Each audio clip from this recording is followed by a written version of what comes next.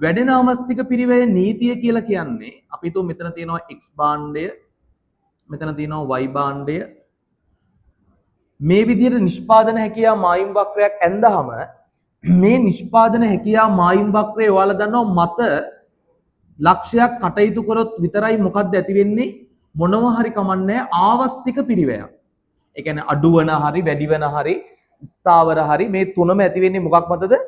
අර ආවස්තික පිරිවැය කියන සංකල්පය. ආවස්තික පිරිවැයක් කියලා කියන්නේ ඒක ඇති වෙන්න නම් අනිවාර්යයෙන්ම යම්කිසි භාණ්ඩයක නිෂ්පාදනය උපරිම ප්‍රමාණයක් කරන්න ඕනේ. එතකොට උපරිම ප්‍රමාණය කියන එක අපි නිරූපණය කරන්නේ නිෂ්පාදන හැකියාව මායිම් වක්‍රයක් මත. එතකොට මෙන්න මේ වක්‍රයක් මත යම්කිසි ලක්ෂයක් කටයුතු කරනකොට එක් භාණ්ඩයක නිෂ්පාදනය වැඩි කරනකොට අපි හිතමු මෙතන x1 x2 x3 කියලා. අපි හිතමු x1 ඉඳන් x2 දක්වා නිෂ්පාදනය වැඩි කරනකොට අනිවාර්යයෙන් මේ පැත්තේ හිතන්න y1 y2 y3 තියෙනවා කියලා. එහෙනම් මෙතන එකක් වැඩි කරනකොට මෙතන නිෂ්පාදනයේ කොච්චරක් කැප වෙනවද?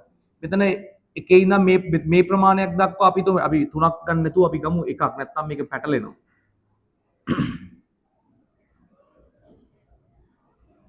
අපි ගමු මෙතන එකක්.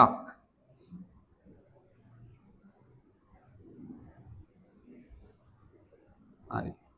මෙන්න මෙතන තියෙනවා y1 මෙතන තියෙනවා x1 මෙතන තියෙනවා මොකද්ද y1.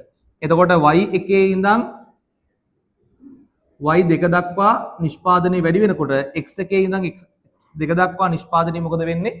අඩුවීමක් වෙන. ඒතර වැඩෙන ආවස්තික පිරිවැය නීතිය කියන්නේ මෙහෙම වක්‍රයක් මත යම්කිසි ලක්ෂයක් කටයුතු කරනකොට අනික් භාණ්ඩයේ කැපකිරීමකින් තොරව නිෂ්පාදනය වැඩි කරන්න බෑ කියලා තමයි ඒ කියන්නේ. මොකද වැඩෙන ආවස්තික පිරිවැය නීතිය කියන්නේ PPC වක්‍රයක් මත ලක්ෂයක් කටයුතු කරනකොට එකක් වැඩි කරනකොට අනිවාර්යෙන් අනිත් එකේ කැපකිරීමක් ඇති වෙනවාම තමයි.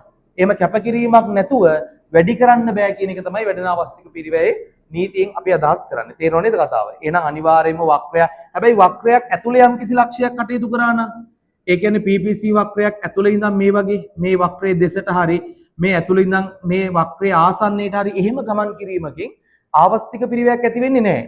මොකද භාණ්ඩ වර්ග දෙකේම නිෂ්පාදනය මොකද වෙන්නේ? දෙකේම වැඩි කරන්න පුළුවන් අපිට දෙපැත්තෙම.